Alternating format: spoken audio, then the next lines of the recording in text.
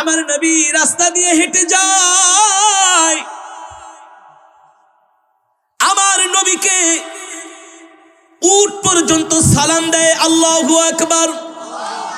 হাদিস শরীফের ভিতরে এসেছে নবীজি রাস্তা দিয়ে হেঁটে যাচ্ছেন, উট আমার নবীকে দেখে সালাম দিচ্ছেন, আসসালামু আলাইকা ইয়া রাসূলুল্লাহ। আল্লাহু আকবার। রাহমাতুল লিল আলামিন বলে, হে উট, তুমি আমাকে সালাম দিলা, কারণটা কি? উট বলে, আপনি তো শুধু মানুষের নবী না, আপনি আমারও নবী। আর জোরে বলেন সুবহানাল্লাহ। কলিজার টুকরা নবী বলে, উট তোমার চোখে পানি কেন? উট বলে, রাহমাতুল লিল আলামিন, আপনি তো এমন এক নবী, আমার মনের দুঃখটা আপনার কাছে খুলে বলতে চাই। দুনিয়ার কোনো মানুষ আমার মনের ভাষা বুঝবে না, আমার মনের কথাও বুঝবে না, কিন্তু আপনি আমার নবী, আপনার কাছে আমি আমার মনের কথাটা বলতে চাই। রাহমাতুল লিল আলামিন বলে, উট কি বলবা বলো। উট বলে, ওগো নবীজি, দেখেন দেখেন, আমি একজন মালিকের আন্ডারে, মালিক আমাকে ছোটবেলা থেকে লালন পালন করেছে। আমার মালিক আমাকে দিয়া এই মরুভূমির ভিতরে মাল চড়ায়, আমার পিঠের মধ্যে মাল উঠায় দেয়, আর আমি সেটা গন্তব্যে পৌঁছে দিয়ে আসি। তার বিনিময়ে আমার মালিক মানুষের কাছ থেকে অর্থ নেয়, কিন্তু আমার বয়স হয়ে গেছে, আগের মতো আমি এখন আর মাল টানতে পারি না, আগের মতো আমি আর বোঝা বহন করতে পারি না। আমি বার্ধক্যের কারণে আমি অসুস্থ হয়ে গেছি। আগের মতো আমি মাল না টানতে পারার কারণে আমার মালিক আমার সাথে ভালো ব্যবহার করে না। শুধু ভালো ব্যবহারই না, আমার মালিক আমাকে আগের মতো খাবারও দেয় না, আমার পরিচর্যা করে না, আমার যত্ন নেয় না। আল্লাহর পয়গম্বর বলে, তাই নাকি? বলে, হ্যাঁ। উট বলে, রাহমাতুল লিল আলামিন, এখানেই শেষ না। দেখেন, আমার মালিক আমাকে জবাই করার জন্য বড় একটা ছুরি নিয়ে আসছে ধার করে। রাহমাতুল লিল আলামিন বলে, তাহলে আমি তোমার জন্য কি করতে পারি বলো। উট বলছেন, আমার নবীকে রাহমাতুল লিল আলামিন, আপনি আমার মালিক থেকে আপনি আমাকে ক্রয় করে নিয়ে আপনি আমাকে আজাদ করে দেন, মুক্ত করে দেন। সুবহানাল্লাহ। রাহমাতুল লিল আলামিন বলে, ঠিক আছে, আমি দেখছি। একটু পরে উটের মালিক আসলো। আসার পরে রাহমাতুল লিল আলামিন জিজ্ঞেস করলেন, তুমি কি উটের মালিক কিনা? বলে, হ্যাঁ। তুমি যদি উটের মালিক হয়ে থাকো, তুমি এই উটকে কেন কষ্ট দাও? তুমি তাকে ঠিক মতো কেন খাবার দাও না, যত্ন করো না? তুমি কেন তাকে জবাই করবা? উটের মালিক তো অবাক হয়ে গেছে, আরে আমি উটকে খাবার দেই না, যত্ন করি না, আগের মতো উটকে আমি ভালোবাসি না, আর আমি তাকে জবাই করার জন্য ছুরি নিয়ে আসছি। আপনি জানেন কিভাবে? কথা বলে না, কথা বলে না। প্রশ্ন আসে কি আসে না? আরে উটকে আমি খাওয়াই না, যত্ন করি না, তাকে আমি জবাই করব, আপনি জানেন কিভাবে? আপনি তো আমার পাড়া প্রতিবেশীও না যে আপনি আমার কোনো বিষয়ে জানবেন, আমার কোনো ফ্যামিলির খোঁজ খবর আপনি রাখবেন। আমি তো আপনাকে কোনোদিন দেখিও নাই, আপনার চেহারাও আমি চিনি না। কলিজার টুকরা নবী রাহমাতুল লিল আলামিন বলে, উটের মালিক, তুমি যে তোমার উটকে আগের মতো যত্ন করো না, খাওয়াও না, আদর করো না, তুমি যে তার উপরে রাগ, এই কথা উট আমার কাছে নিজে বলেছে। আল্লাহু আকবার। উটের মালিক বলে, আপনি আবার বলেন কি? উটের ভাষা আবার মানুষ বোঝে নাকি? আল্লাহু আকবার বলেন। গরুর ভাষা মানুষ বোঝে? কথা বলে। বকরির ভাষা বোঝে? বাঘের ভাষা, সিংহের ভাষা কি মানুষ বুঝে? কিন্তু আমার নবী বুঝে। আল্লাহু আকবার বলেন। শুধু আমার নবী না, সাহাবীরা পর্যন্ত বুঝতেন। আল্লাহু আকবার। উকবা বিন নাফির নেতৃত্বে আল্লাহর পয়গম্বর একদল সাহাবী পাঠিয়েছিলেন আফ্রিকায় কালেমার দাওয়াত দেওয়ার জন্য। তিউনিসিয়া আফ্রিকার মাঝামাঝি একটা সীমান্ত এলাকা। ওই সময় তো আর মুসলমান ছিল না। আমি আপনাদের এলাকায় ওয়াজ করতে আসছি, আপনারা আমার জন্য একটা থাকার জায়গা করেছেন মসজিদে। কোথায়? মসজিদে থাকার জায়গা করেছেন। কারণ হলো এই এলাকার মধ্যে মুসলমান আছে, এই কারণে মসজিদও আছে। কথা বলেন, কথা বলেন। ওই জামানায় তো মুসলমান ছিল না, মসজিদও ছিল না, মাদ্রাসাও ছিল না, খানকাও ছিল না, সব ছিল অমুসলিম, কাফের, মূর্তি পূজক। ঠিক কিনা বলেন? কিন্তু সাহাবীরা যায় কোথায় উঠবে, কার বাড়িতে উঠবে, আশ্রয় দেওয়া তো দূরের কথা, যদি জানে কালেমার দাওয়াত দেওয়ার জন্য আসছে, উল্টা আরো আক্রমণ করবে। অমুসলিমরা করবে কি করবে না? ইতিহাস লেখে আজও পর্যন্ত ওই আফ্রিকা, তিউনিসিয়ার মাঝামাঝি যেই বর্ডার এলাকা, জঙ্গল এলাকা, সেখানে গেলেন ওই জনপদের মানুষকে দ্বীনের দাওয়াত দেওয়ার জন্য। কিন্তু রাত্রবেলা থাকবে কোথায়? জায়গা নাই। উকবা বিন নাফিরের সাথে যে সাহাবীরা গিয়েছিলেন, তারা উকবা বিন নাফিরকে বললেন, আমির, আপনি আমাদেরকে নিয়ে আসছেন, কিন্তু আমরা রাত্রবেলা থাকবো কোথায়? আমাদের থাকার তো কোনো জায়গা নাই। উকবা বিন নাফির রাদিয়াল্লাহু তাআলা আনহু বলেন, শোনো শোনো, আমরা আজকে রাত্রবেলা এই জঙ্গলের মধ্যে থাকবো। আল্লাহু আকবার। তার সাথে যে সাথী সঙ্গীরা ছিল তারা বলে, আপনি বলেন কি জঙ্গলে থাকবেন? মানি আপনি সুন্দরবনে যান, দেখবেন বাঘ আপনাকে খেয়ে ফেলবে। কথা বলে না? বানায় বললাম। মাঝে মাঝে সুন্দরবনের বাঘ লোকালয়ে এসে মানুষকে হামলা করে কি করে না? আর যদি আপনি সুন্দরবনে যান, বাঘ আর বন্য প্রাণী আপনাকে ভাগেও খুঁজে পাবে না। হ্যাঁ, অন্যান্য সাহাবীরা বললেন, আমির বলেন কি, এই জঙ্গলে আবার কিভাবে থাকবো? এটা কি সম্ভব? ওই যে কত বড় বাঘ তাকায় আছে, হাতি তাকায় আছে, আয়েশা তো একটু পরে আক্রমণ করবে। উকবা বিন নাফির বললেন, চিন্তা করো না, আমরা তো এমন এক আল্লাহর দ্বীন প্রচার করার জন্য আসছি। আমার আল্লাহ শুধু এই দুনিয়ার বাদশা না, এই জঙ্গলের মধ্যে যত জন্তু প্রাণী আছে সব হলো আমার আল্লাহর মাখলুক। ঠিক কিনা বলেন? আমার আল্লাহ হলো খালেক। আর আমরা এমন এক পয়গম্বরের উম্মত, আমাদের নবী কোনো মিথ্যা নবী না। ঠিক কিনা বলেন? আমাদের নবী হলো রাহমাতুল লিল আলামিন। আল্লাহু আকবার। তোমরা চিন্তা করো না, টেনশন করো না, আজকে রাত্রিটা আমরা এই জঙ্গলের মধ্যেই কাটাবো। সাথী সঙ্গীরা অবাক হয়ে গেল। উকবা বিন নাফির বলেন, দেখো দেখো আশেপাশে কোনো উঁচু জায়গা আছে কিনা, কোনো টিলা আছে কিনা। সাথী সঙ্গীরা বললেন, আমির, উঁচু জায়গা দিয়ে কি করবেন? বলে, উঁচু জায়গায় দাঁড়ায়া বক্তব্য দিব। যেমন আমি যেই চেয়ারের মধ্যে বসেছি, এই চেয়ারটা আপনাদের চাইতে একটু, আপনারা নিচে বসছেন, এখানে একটা মঞ্চ, আবার মঞ্চের উপরে একটা চেয়ার। কারণ কি, উঁচু জায়গা হলে দেখতে একটু সুবিধা। সাথী সঙ্গীরা বললেন, আমির বলেন কি, আমরা তো আপনাদের সামনে, আপনি এখানেই তো বক্তব্য দিতে পারেন, উঁচু জায়গা দিয়া কি করবেন? উকবা বিন নাফির বললেন, এই বক্তব্য তোমাদেরকে উদ্দেশ্য করে দেওয়া হবে না, এই বক্তব্য দেওয়া হবে আফ্রিকার জঙ্গলে যত জন্তু প্রাণী আছে তাদেরকে উদ্দেশ্য করে। আল্লাহু আকবার। জোরে বলেন আল্লাহু আকবার।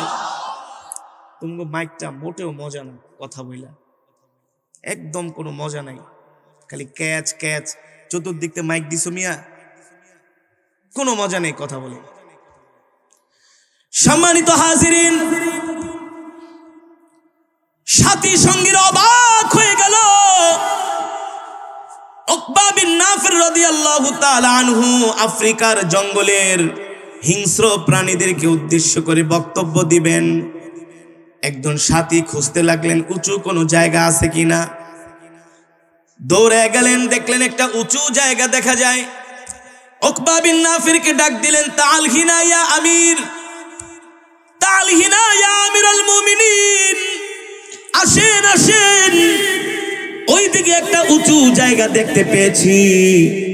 উকবা বিন নাফির রাদিয়াল্লাহু তাআলা আনহু ওই উঁচু জায়গায় চলে গেলেন। ইতিহাস লেখে ওই উঁচু জায়গার মধ্যে উঠে উকবা বিন নাফির বললেন, আলহামদুলিল্লাহি রাব্বিল আলামিন, সমস্ত প্রশংসা একমাত্র আল্লাহ রাব্বুল আলামিনের জন্য। ঠিক কিনা বলে? কার জন্য প্রশংসা? এ মুসলমান, কার জন্য হবে প্রশংসা?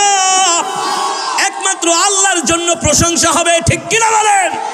কিন্তু দুনিয়ার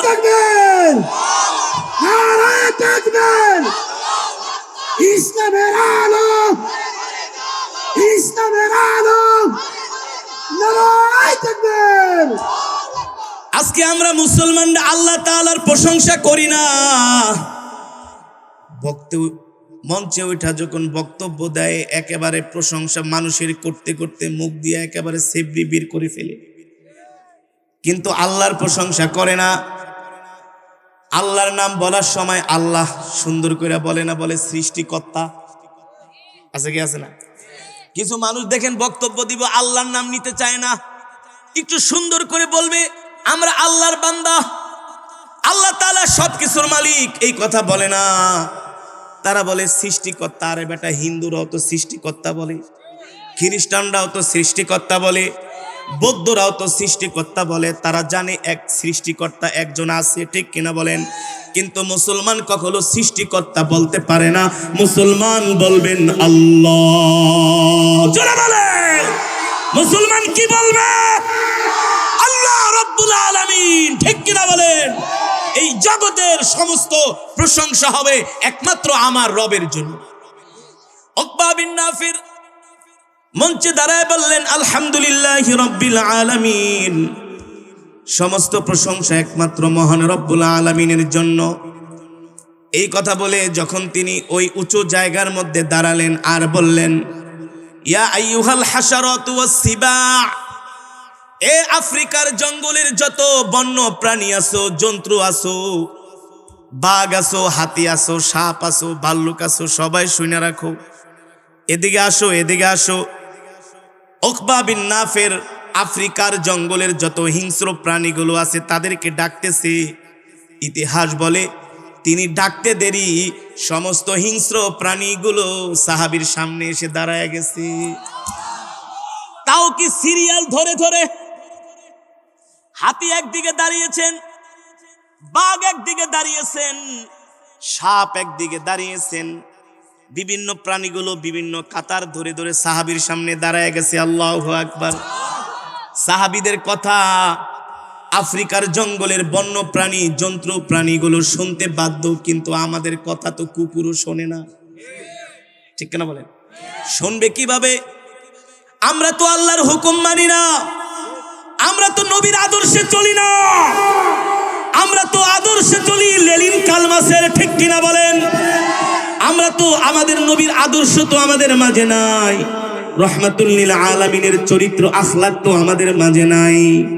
আমাদের দিকে তাকাইলে এক একজনকে দেখা যায় ইহুদি খ্রিস্টানদের মতো চাল চলন করতেছেন। যুবকদের দিকে তাকাইলে দেখবেন মেসির ভাবসাব তার মধ্যে দেখা যায়, রোনাল্ডোর ভাবসাব তার মধ্যে দেখা যায়, শাহরুখ খানের ভাবসাব দেখা যায়। কথা বলে না? আর মা বোনদের ড্রেস আপের দিকে তাকাইলে দেখবেন হিন্দু নায়িকাদের, সেই ভারতের নায়িকা গায়িকাদের আচার আচরণ চাল চলন তাদের মধ্যে দেখা যায়। কিভাবে দেখা যায়? বাংলাদেশের যুবকেরা সেলুনে যায় বলে আমাকে একটা চুলের কাটিং করে দেন, বলে কোন কাটিং? বলে মেসি কাটিং। কি কাটিং? আবার দেখবেন অনেক যুবকেরা এমন কিছু জামা কাপড় পরে, বর্তমানে দেখবেন ফ্যাশনেবল পোশাক বের হয়েছে, প্যান্ট সিরা সব জায়গায় ভালো, হাঁটুর দিকে ছিঁড়া আবার পিছনের দিকে ছিঁড়া। এক যুবকরা আমি ডাক দিছি, এদিকে আয়, এটা কি কিনছোস নাকি গুলিস্তানের তো টোকায় আনছোস? হুজুর আপনি একটা কথা কইলেন। আরে বেটা, বলে দুনিয়া সম্বন্ধে হুজুর আপনার কোনো আইডিয়াই নেই। আমি কি ভালো কথা তো, তাহলে তুই সিরা প্যান্ট আর সিরা গেঞ্জি কোথায় পাইছস? কারে হুজুর এক কথা বারবার বলেন। আরে এটা বাংলাদেশ না, পৃথিবীর একটা দামি ব্র্যান্ড, নামি ব্র্যান্ড। এত সোজা না, যে গেঞ্জিটা গায়ে দিছে এটার দাম 3000 টাকা, আপনার গায়ে লাগে না? তাহলে প্যান্ট, এটার দাম আরো 500 বেশি, তাই তোর এই প্যান্ট ছিঁড়া কেন? কত বড় বদমাইশ! কয় হুজুর সিরা কাপড় পরা না নবীজির সুন্নত। আরো জোরে বলেন নাউজুবিল্লাহ, আরো জোরে বলেন নাউজুবিল্লাহ। কয় এই কারণে আমি সিরা প্যান্ট পরছি। আমি বলে সিরা কাপড় পরা নবীর সুন্নত, এটা তো তুই নবীর সুন্নত আদায় করস নাই, এটা তো তোর নানা ওই মেসিরে অনুসরণ করছস, রোনাল্ডোরে অনুসরণ করছস। তুই কার অনুযায়ী চুলটাকে কাটিং দিছস? সব দাড়ি মারি কাটা, এখানে একটু আছে অল্প, আইসাকে হুজুর এইটুক রাখছি, এহেন্দা ফেরেস্তা ঝুলবো। নাউজুবিল্লাহ বলেন। আজকে মুসলমানের আখলাক চরিত্র নবীর আখলাক চরিত্র নাই, ঠিক কিনা বলেন? আজকে বাংলাদেশের কোটি কোটি মানুষ, লক্ষ লক্ষ যুবক ওই শাহরুখ খান সালমান খানকে অনুসরণ করে কি করে না? অথচ শাহরুখ খান বিয়ে করেছে, তার স্ত্রী হিন্দু আর সে মুসলমান। ফতুয়া অনুযায়ী তাদের ঘর সংসারে যে সন্তান হয়েছে সবগুলো বাস্টার্ড, ঠিক কিনা বলেন? সবগুলো কি বাস্টার্ড? যদি তার স্ত্রী মুসলমান হতো তাহলে তার সাথে বিবাহ বৈধ হতো, এখন বিবাহ কি নাই, অবৈধ বিবাহ হয়ে গেছে। ঈদের দিন শাহরুখ খান যায় মসজিদে আর তার স্ত্রী যায় মন্দিরে।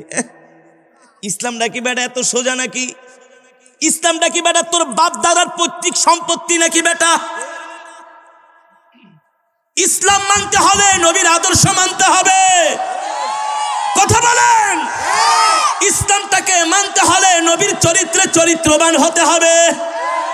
যেই কথা বলছিলাম, সাহাবীদের মুখের ভাষা আফ্রিকার জঙ্গলের জীবজন্তুরা পর্যন্ত শুনতে বাধ্য। আর আমাদেরকে কুত্তায় দেখলে বলে তোর চাইতো আমি ভালো আছি, কারণ তুই বেনামাজি, তোর মুখ আমি দেখতে চাই না, ঠিক কিনা বলেন? কুকুর বলে যে আল্লাহ তোকে খাওয়ায়, যে আল্লাহ তোকে পালে, যে আল্লাহ তোকে বাঁচায়, তুই আল্লাহর হুকুম মানুস না, তুই আল্লাহর সাথে নাফরমানি করস। আর আমি কুকুর তোর চাইতে কেমন ভালো, দেখ আমাকে যদি আমার কোনো মনিব মাত্র 2 দিন 2টা রুটি কিনে দেয়, যদি একটু জুটা খাওয়ায়, উচ্ছিষ্ট খাওয়ায়, আমি কুকুর তার পিছনে ঘুরি। কিন্তু আল্লাহ তোরে খাওয়ায়, তুই আল্লাহর পিছনে ঘোরস না, তুই নাফরমান, তুই বেঈমান, তুই মুসলিম নামক কুলাঙ্গার, ঠিক কিনা বলেন? কুকুর বলে তুই আমার চাইতো নিকৃষ্ট। এই কারণে আল্লাহ কোরআনে বলছেন উলাইকা কাল আনআমি বাল হুম আদল। এই জমিনে এমন কিছু মুসলমান মানুষ আছে যারা ওই কুকুরের চাইতেও নিকৃষ্ট, ঠিক কিনা বলেন? লিগেল বলেছি নাকি ইলিগেল? কথায় যুক্তি আছে নাকি নাই? পারলে চ্যালেঞ্জ করো, আসো চ্যালেঞ্জ করো। তোমার কোন বিদ্যা আছে পৃথিবীর, এমন কোন বিদ্যায় তুমি পারদর্শী? চ্যালেঞ্জ করো। কুকুর বলে তুই আমার চাইতো নিকৃষ্ট, কারণ আমি আমার মনিবের কথা ঠিকই মানি, ঠিকই শুনি, তার পিছনে পিছনে ঠিকই ঘুরি। কিন্তু যে আল্লাহ তোকে খাওয়ায়, যে আল্লাহ তোকে পালায়, যে আল্লাহ তোকে বাঁচায়, ওই আল্লাহর হুকুম তুই। ওই সাহাবী উকবা বিন নাফির বললেন ইয়া আইয়ুহাল হাশারাতু ওয়াস-সিবা, আফ্রিকার জঙ্গলের বাঘ, সাপ, হাতি, ভাল্লুক, যা আসো, ভালুকেরা শুনে দিয়ে আসো, সব এসে সাহাবীর সামনে দাঁড়ায় রয়েছে সিরিয়াল ধরে ধরে। উকবা বিন নাফির বললেন নাহনু আসহাবু রাসূলিল্লাহি সাল্লাল্লাহু আলাইহি ওয়াসাল্লাম। আল্লাহু আকবার। এ আফ্রিকার জঙ্গলের হিংস্র প্রাণীরা, তোমরা শোনো শোনো, আমরা হচ্ছি আল্লাহর পয়গম্বর মুহাম্মদ সাল্লাল্লাহু আলাইহি সাল্লামের সাহাবী। আমাদের নবী কোনো মিথ্যা নবী না, আল্লাহু আকবার। আমাদের নবী কোনো ভণ্ড নবী না, আল্লাহু আকবার। আমরা যেই নবীর উম্মত, তোমরাও সেই নবীর উম্মত। কাদেরকে বলতেছেন? বাঘ, ভাল্লুক, জীব জানোয়ারদেরকে। আমরা শুধু ওই নবীর উম্মত না, তোমরাও সেই নবীর উম্মত। তবে শোনো শোনো, আমরা কালিমার দাওয়াত দেওয়ার জন্য এখানে এসেছি। আমাদের থাকার কোনো জায়গা নাই, ঘর নাই, বাড়ি নাই, মসজিদ নাই, খানকা নাই। আমরা কোথায় থাকবো? আমরা চাচ্ছি আজকের রাত্রটা আমরা এই আফ্রিকার জঙ্গলে থাকবো। আল্লাহু আকবার। তোমরা যেহেতু নবীর উম্মত, তোমরা কি আমাদেরকে সাহায্য করবা না? জীবজন্তুদের ভাষা, মুখের ভাষা খুলে গেল। আল্লাহু আকবার। তারা সাহাবীদেরকে বললেন, ও আল্লাহর পয়গম্বরের সাহাবীরা, তোমরাও যেই নবীর উম্মত, আমরাও সেই নবীর উম্মত। আল্লাহু আকবার। তোমরা কালেমার দাওয়াত দেওয়ার জন্য এখানে এসেছো। রাত্রবেলা তোমরা আফ্রিকার জঙ্গলে থাকবা। আমরা বলতেছি আজকের রাত্রটা আফ্রিকার জঙ্গল আমরা তোমাদের জন্য মুক্ত করে দিলাম, খালি করে দিলাম। এই কথা বলতে দেরি বাঘ তার বাচ্চাকে গলার মধ্যে কামড় দিয়ে, হাতি তার বাচ্চাকে সুর দিয়ে পেঁচিয়ে, সাপ তার ডিমগুলো মুখের ভিতরে নিয়ে আফ্রিকার জঙ্গল জীবজন্তুরা খালি করে দিচ্ছেন। আর বলতেছেন, ও আল্লাহর পয়গম্বরের সাহাবীরা, তোমাদের জন্য আমরা জঙ্গলকে মুক্ত করে দিলাম, তোমরা জঙ্গলে থাকো আর আমরা তোমাদেরকে পাহারাদারি করব। আল্লাহু আকবার। জোরে বলেন আল্লাহু আকবার। যেই জঙ্গলের কথা বললাম, আফ্রিকা আর তিউনিসিয়ার মাঝামাঝি একটা বর্ডার, মিশরের পাশে। ইতিহাস লেখে আল্লাহর নবীর সাহাবী যেই সময় এই বক্তব্যটা দিয়েছিলেন, যেই সময় অর্থাৎ জোহরের পরে আসরের যেই সময় আল্লাহর নবীর সাহাবী এই বক্তব্যটা দিয়েছিলেন, যখন ওই আসরের পূর্ব মুহূর্তে হয়, আজও পর্যন্ত ওই জঙ্গলের হিংস্র প্রাণীগুলো ওই জায়গাটার মধ্যে জড়ো হয়। ইতিহাসবিদরা লেখে, এখনো পর্যন্ত যে জীবজন্তুরা আছে ওই জঙ্গলে, তাদের কানের মধ্যে আজও আল্লাহর নবীর সাহাবীর ওই কথাগুলো ভাসে। তাদের কথার কেমন পাওয়ার ছিল। আল্লাহু আকবার। আজও পর্যন্ত তারা ওই জায়গাটার মধ্যে একত্রিত হয়, তাদের কানের মধ্যে সেই 1450 বছর আগে কথাগুলো তাদের কানে ভাসে। আল্লাহু আকবার। হযরত সাহাবীদের কি ঈমান ছিল, জড়ো হয় যে তাদের পূর্বপুরুষদেরকে আল্লাহর নবীর সাহাবীরা এই নির্দেশ দিয়েছিলেন। তারা অপেক্ষায় থাকে যে এখনো কোনো দল ওইখানে যায় কিনা, যে জীবজন্তুরা তাদের খেদমত করবে। আল্লাহু আকবার। জোরে বলেন আল্লাহু আকবার। সম্মানিত হাজিরিন, সেই কলিজার টুকরা নবীর কথাই আল্লাহ কোরআনের মধ্যে বলছেন, ওয়ামা আরসালনাকা ইল্লা রাহমাতাল লিল আলামিন। ওগো নবী, আমি আপনাকে সমগ্র বিশ্ববাসীর জন্য রহমত স্বরূপ প্রেরণ করেছি। আপনি হচ্ছেন সমগ্র বিশ্ববাসীর জন্য রহমত, আপনি হচ্ছেন সমগ্র বিশ্ববাসীর জন্য বরকত, আপনি হচ্ছেন দয়ার সাগর, আপনি হচ্ছেন মায়ার সাগর। আজকে সারা পৃথিবীর দিকে তাকাইলে আমরা দেখতে পাই সারা পৃথিবীর মধ্যে কোনো শান্তি নাই, শুধু মারামারি আর কাটাকাটি, হানাহানি। সমাজতন্ত্র মানুষকে শান্তি দিতে পারে নাই, পারছে। রাজতন্ত্র মানুষকে শান্তি দিতে পারে নাই, কমিউনিজম মানুষকে শান্তি দিতে পারে নাই। শেষ পর্যন্ত আসলো গণতন্ত্র, এই গণতন্ত্র মানুষকে শান্তি দিতে পারে নাই। ঠিক কিনা বলেন?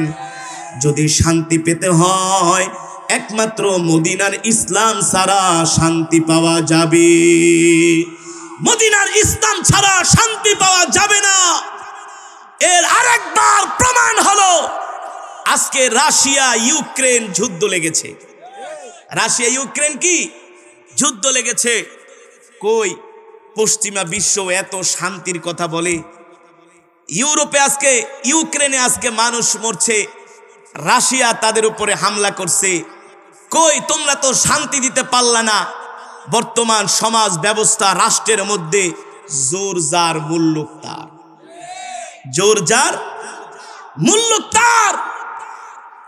রাশিয়া, তোমরা সারা পৃথিবীতে বিশ্বযুদ্ধ বাধাই দিতে পারবা। আমেরিকা, তোমরাও সারা পৃথিবীতে বিশ্বযুদ্ধ বাধায় দিতে পারবা।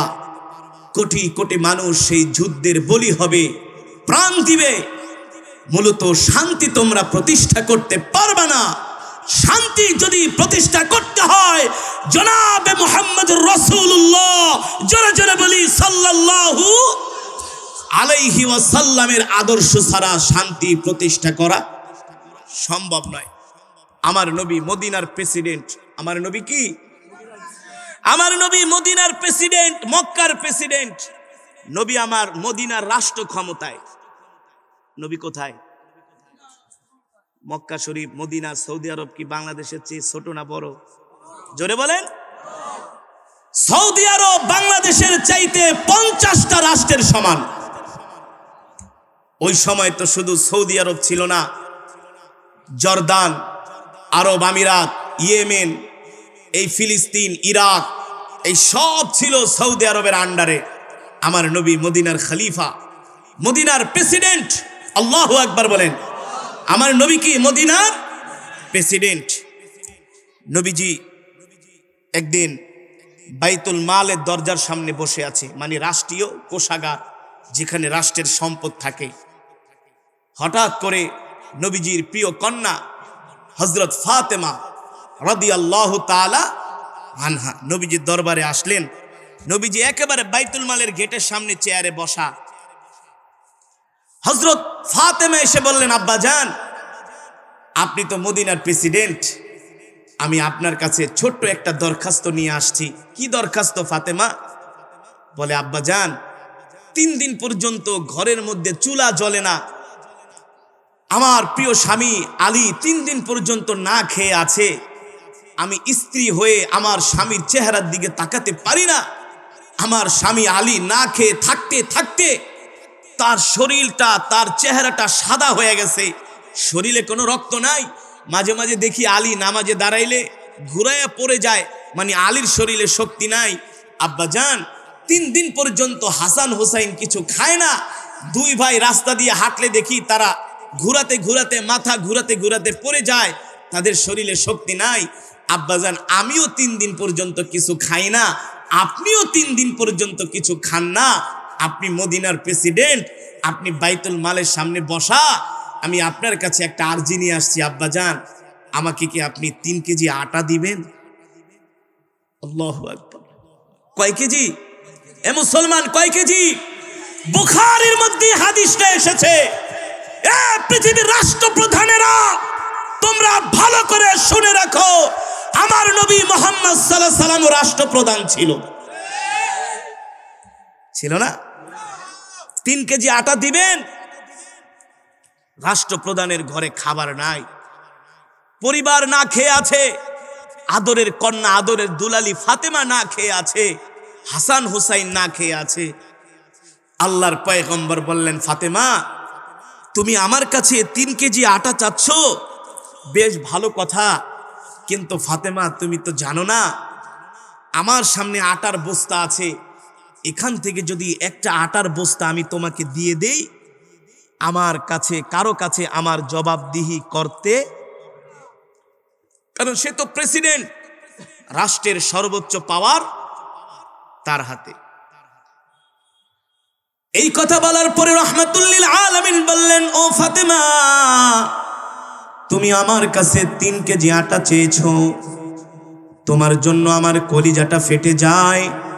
আমার আদরের কন্যা ফাতেমা আমার কাছে ঘর চায় নাই, বাড়ি চায় নাই, গাড়ি চায় নাই, আমার কাছে কোনো স্বর্ণ গয়না চায় নাই। আমার ফাতেমা আমার কাছে বড় কোনো আবদার করে নাই, মাত্র 3 কেজি আটার জন্য আমার দরবারে এসেছি। কিন্তু ফাতেমা, তুমি জানো না, আমার মন চায় তোমাকে 3 কেজি আটা কেন, 1 বস্তা আটা আমি তোমাকে দিয়া দেই, কিন্তু ফাতেমা আমি তো পারছি না।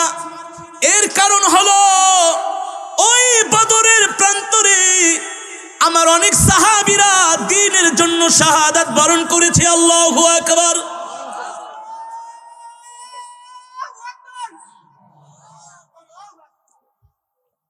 তার আদরের সন্তানেরা, এতিম সন্তানেরা আমার কাছে আটার জন্য দরখাস্ত করেছে।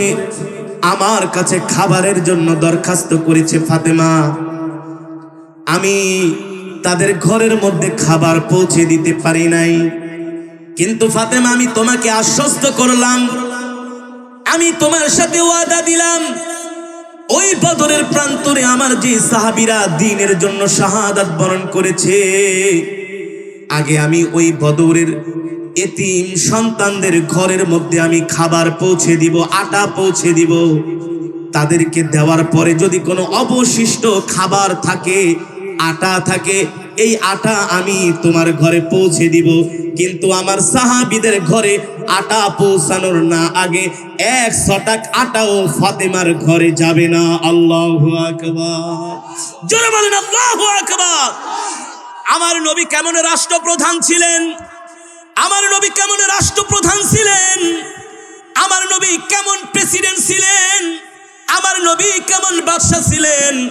বলল, ফাতেমা তুমি যতই চাও না কেন, আগে আমি ওই এতিম সন্তানদের ঘরে ঘরে খাবার পৌঁছে দিব, তারপরে যদি অবশিষ্ট খাবার থাকে সেই খাবার আমি কেবলমাত্র তোমার ঘরে পৌঁছাবো, এর আগে না।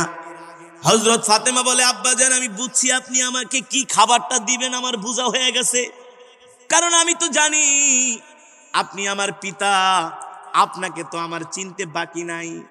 আপনি সাহাবীদেরকে কেমন ভালোবাসেন, আপনি তাদেরকে কেমন মহব্বত করেন, এটা তো আর আমার জানতে বাকি নাই। আপনি যখন আটার বস্তা নিয়ে বের হবেন, সাহাবীদের মাঝে বিলিয়ে দিতে দিতে শেষ হয়ে যাবে, আপনি ফাতেমার কথা ভুলে যাবেন, কারণ আপনি ফাতেমার চাইতেও সাহাবীদেরকে বেশি ভালোবাসেন। আপনি সাহাবীদের চাইতেও ফাতেমাকে বেশি, ফাতেমার চাইতেও সাহাবীদেরকে বেশি ভালোবাসেন। আমি জানি আপনি সাহাবীদের জন্য কেমন পাগল পারা। হযরত ফাতেমা বলে, আব্বাজান আটার প্রয়োজন নাই, তবে আমার হাতের দিকে তাকায় দেখেন, এই দুটা হাত দিয়া জাতা পিষতে পিষতে আমার হাত দুটো ঘা হয়ে গিয়েছে, হাতের মধ্যে ফোসকা পড়ে গিয়েছে, রক্ত বের হয়ে যাচ্ছে। আব্বাজান এই হাত দিয়া ভারী কোনো কাজ করতে পারি না, শক্ত কোনো জিনিস উঠাইতে পারি না, এই হাত দিয়া আটা পিষতে পিষতে হাতের অবস্থা এমন হয়েছে। আব্বাজান আপনার কাছে দরখাস্ত করি, আমার এই হাতের ঘা শুকানোর আগ পর্যন্ত, হাতের এই ঠোসকাগুলো ভালো হওয়ার আগ পর্যন্ত, সুস্থ হওয়ার আগ পর্যন্ত আপনি আমার জন্য একটা দাসী বান্দির ব্যবস্থা করে দেন, যাতে করে ওই দাসীগুলো কিছুদিন আমাকে কাজ করে দেয়, আর এ ফাঁকে আমি সুস্থ হয়ে যাই। রাহমাতুল্লিল আলামিন বলল, ও ফাতেমা তুমি আমার কাছে একজন দাসী চেয়েছো, একজন কাজের মানুষ চেয়েছো। ফাতেমা আমি তোমাকে একজন কাজের মানুষের ব্যবস্থা করে দিব, একজন দাসী বান্দির ব্যবস্থা করে দিব। আমি তোমার সাথে ওয়াদা দিলাম, কমিটমেন্ট করলাম, কিন্তু শর্ত হলো, এ ফাতেমা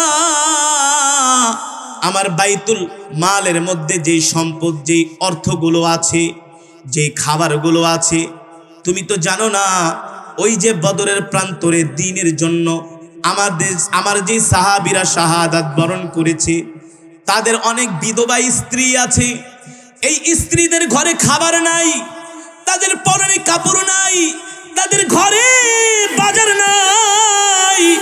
আগে আমি নবী ওই বিধবা স্ত্রীর ঘরের মধ্যে আমি খাবার পৌঁছে দিব, বাজার পৌঁছে দিব, তাদের নিত্য প্রয়োজনীয় আমি তাদের যে ব্যবহারের জিনিসগুলো আছে, আসবাবপত্রগুলো পৌঁছে দিব।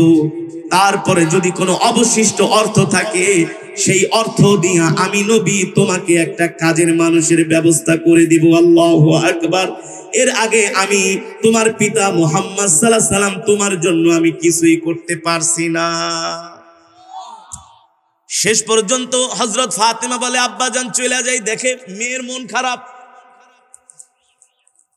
কিন্তু বর্তমান জামানার প্রেসিডেন্টরা হইলে কি বলতো, মা ও মা কি চাও, কত কোটি টাকার বাড়ি গাড়ি, ঠিক না বলেন? সৌদির বাদশারা তো বর্তমানে যে বিমান ইউজ করে, বিমানও স্বর্ণ দিয়া বানাইছে। তাদের ওয়াশরুমের হাই কমোডটা পর্যন্ত স্বর্ণ দিয়ে বানানো। তারা যে খাট পালঙ্কের মধ্যে ঘুমায় সেগুলোর উপরে স্বর্ণের লেয়ার দেয়া, মানে তারা স্বর্ণ কমলের মধ্যে তারা জীবন যাপন করে। এই যে আমিরাতের যে বাদশাহ, বর্তমান আরব আমিরাতের যে বাদশাহ, ওরা যে রাজপ্রাসাদে থাকে, ওদের যে চালচলন, ওদের চালচলন দেখলে মনে হয় না এগুলা মুসলমান। ঠিক কিনা বলেন? মনে হয় না এগুলো মুসলমান। এত অপচয়, এত অর্থ অপচয় করে, কোটি কোটি ডলার খরচ করে বিদেশ থেকে তারা নায়িকা গায়িকা নিয়ে ফুর্তি করে। আর মুসলিম বিশ্বের সেই সোমালিয়া, ইয়ামেনের মুসলমানগুলো না খেয়ে মরে। আফ্রিকার মুসলমানগুলো এখনো ঠিকমতো 3 বেলা খেতে পায় না। তারা না খেতে খেতে শুকিয়ে কাঠ হয়ে যাচ্ছে। আর তারা আল্লাহর দেওয়া তেল বিক্রি করে, আর এক একজনে 15-20টা করে বিয়ে করে। তাও মুসলমান না, মুসলমান দিয়ে ওদের হয় না। কেউ করে ইহুদি, কেউ করে খ্রিস্টান। এই কারণেই তো ফিলিস্তিনি মুসলমানদেরকে মারে, তাদের কোনো যায় আসে না। তাদের সম্পর্ক হলো ইসরায়েলের সাথে, আমেরিকার সাথে। ঠিক কিনা বলেন? তারা দাওয়াত ও তাবলীগকে বন্ধ করে দেয়, কিন্তু সৌদি আরবে ঠিকই তারা সিনেমা হল চালু করতেছে। অথচ আল্লাহর নবী সরকার দো আলম, ইমামুল আম্বিয়া, সৈয়দুল মুরসালিন, খাতামুন নবিয়্যিন কন্যাকে ডাক দিছে, দেখে মন খারাপ। আরে সন্তানের মন খারাপ থাকলে কোনো বাবাই সেই কষ্ট সহ্য করতে? নবীজি ডাক দিছে, খাদি ফাতেমা আসো আসো। মা কষ্ট পেয়েছো বাবার কথা শুনে, তবে তোমাকে আমি একটা আমল শিখাই দেই। সুবহানাল্লাহ বলেন। আমরা হইলে মনে মনে কি বলতাম? চাইছি টাকা দিবেন, টাকা আপনাদের আমল শিখাইতে কে বলছে? আব্বা আমল লাগবে না, আপনি টাকা দেন, অর্থ দেন, আপনি প্রেসিডেন্ট। ঠিক কিনা বলেন? গাড়ি দেন, বাড়ি দেন, যা চাই তা দেন। হযরত ফাতেমা বলে, আব্বা জান কি আমল শিখাই দিবেন? সরকার দো আলম বলে, ফাতেমা আমি তোমাকে এমন একটা আমল শিখাই দিব, এই আমলটা করলে তোমার শরীরে শক্তি আসবে, তুমি নিজের কাজ নিজেই করতে পারবা। সুবহানাল্লাহ বলেন, সুবহানাল্লাহ বলেন। বলে কি আমল আব্বাজান? হেসে হেসে বলছেন, বলে তুমি প্রত্যেকদিন ফজর আর মাগরিবের পরে সুবহানাল্লাহ, আলহামদুলিল্লাহ, লা ইলাহা ইল্লাল্লাহু আল্লাহু আকবার, এই তাসবিহগুলো বেশি বেশি পড়বে। আর জোরে বলেন সুবহানাল্লাহ। হাদিস শরীফে এসেছে, কেউ যদি ফজর আর মাগরিবের পরে এই তাসবিহগুলো আমল করে 30 বার 33 বার, তাহলে আল্লাহ তাআলা তার শারীরিক সুস্থতা দান করবে। তার শরীরের মধ্যে আল্লাহ সুস্থতা দিয়ে দিবে, অসুস্থতা দূর করে দিবে, তার শরীরে শক্তি হবে। আল্লাহু আকবার বলেন, আল্লাহু আকবার বলেন। রাহমাতুল লিল আলামিন বললেন, খাদিজা, ফাতেমা যাও তুমি আমলটা বেশি করে করবা, আর যখন বাইতুল মালে অবশিষ্ট অর্থ থাকবে আমি তোমার বাড়িতে পৌঁছে দিব, তুমি কোনো চিন্তা করবা না, যাও আল্লাহর উপর ভরসা করো। আল্লাহু আকবার। সম্মানিত হাজিরিন, এই ছিল আমার নবীর আখলাক, এই ছিল আমার নবীর চরিত্র। আজকে সারা পৃথিবীতে সম্পদের অভাব নাই, অর্থের অভাব নাই, অথচ মানুষ তাদের অধিকার ফিরে পাচ্ছে না। অধিকার ফিরে পাবে তো দূরের কথা, দুর্বলদেরকে আজকে বোমপিং করে হত্যা করা হয়। ঠিক কেন বলেন? এতদিন রাশিয়া আমেরিকা মিলে আফগানিস্তানকে মাটির সাথে মিশিয়ে দিয়েছে, ইরাককে মাটির সাথে মিশিয়ে দিয়েছে, সেই ফিলিস্তিনকে মাটির সাথে মিশিয়ে দিয়েছে, সিরিয়াকে মাটির সাথে মিশিয়ে দিয়েছে। লক্ষ লক্ষ মুসলমান, নিরস্ত্র মুসলমানকে তারা হত্যা করেছে। আজকে আল্লাহর খেলা, এই ইউক্রেনও সেই ইরাকের অপারেশনে তারা উপস্থিত ছিল, ইরাকি মুসলমানদেরকে তারা হত্যা করেছে। সেই আফগানিস্তানের নিরস্ত্র মুসলমানদেরকে ইউক্রেন হত্যা করেছে, রাশিয়া হত্যা করেছে। আজকে আল্লাহ তাদের মধ্যেই দ্বন্দ্ব লাগাই দিচ্ছে। ঠিক কিনা বলেন? একটা কথা মনে রাখবেন, আল্লাহ জালেমকে কখনো পছন্দ করে না। যারা জালেম, যারা জুলুম করে, অত্যাচার করে, আল্লাহ তাদেরকে পছন্দ করে না। জুলুমের অত্যাচার, জুলুমের বিচার আল্লাহ জমিন থেকেই তাদের প্রাপ্য আল্লাহ বুঝায় দেন। ঠিক কিনা বলেন? এই কারণে সম্মানিত হাজিরিন, এই পৃথিবীর জমিনে যদি শান্তি প্রতিষ্ঠা করতে হয়, এই পৃথিবীটাকে যদি শান্তিময় পরিবেশ কায়েম করতে হয়, আমার নবী, কলিজার টুকরা নবী, বিশ্ব নবীর আদর্শ আখলাক ছাড়া এই পৃথিবীতে শান্তি প্রতিষ্ঠা করা যাবে না, যাবে না। আচ্ছা বলেন তো, প্রথম বিশ্বযুদ্ধ, দ্বিতীয় বিশ্বযুদ্ধ, তারপরে অন্যান্য দেশে হামলা করে লক্ষ লক্ষ মুসলমান হত্যা করা হয়েছে, লক্ষ লক্ষ মানুষকে হত্যা করা হয়েছে, ঠিক কিনা বলেন? এই পৃথিবীতে এতগুলো যে যুদ্ধ হয়েছে, অথচ নবী সাল্লাল্লাহু আলাইহি সাল্লামের 63 বছর জিন্দিগিতে নবীজি 27 বার যুদ্ধের ময়দানে অংশগ্রহণ করেছেন। গাজওয়া সারিয়া মিলে প্রায় 65টার উপরে যুদ্ধ হয়েছে।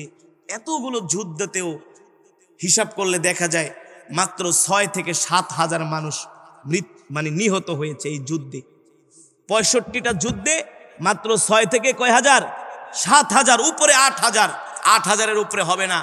এতগুলো যুদ্ধে মাত্র 8 হাজার মানুষের প্রাণহানি হয়েছে।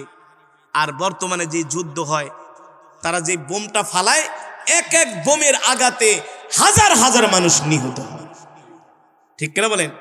যারা বোমপিং করে মানুষ হত্যা করে, তাদের মাধ্যমে কোনোদিন শান্তি আসবে? শান্তি আসবে না।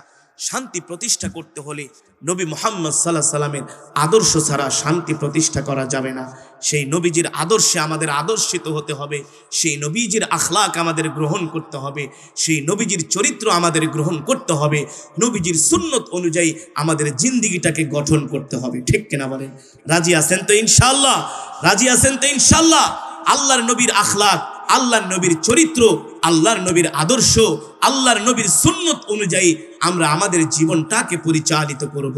আল্লাহ তাআলা আমাদের সকলকে কবুল করুন, আল্লাহ আমাদের তৌফিক দান করুন, বলি আমিন। সম্মানিত হাজিরিন, আজকের এই মাহফিল আজকেই শেষ নয়, 3 দিন ব্যাপী মাহফিল। আজকে ছিল দ্বিতীয় দিন, আগামীকাল তৃতীয় দিন, সমাপনী দিবস। আপনারা আগামীকালকে সকল